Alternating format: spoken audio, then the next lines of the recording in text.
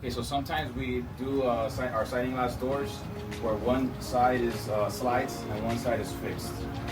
Typically, most older homes, have it like that, where one side slides and one side is fixed. In this case, they both slide. Now, what happens is when you have both sliding, it's called an XX.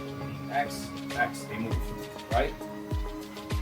We have a choice of ordering it where the panel sits, the left one sits inside the home and the other one sits more on the outside, or reversed. We have to keep this in mind because if we don't order it the way the customer wants it, what happens is being impact, it's going to have a handle here. So now the screen is not going to go all the way, it's going to hit there.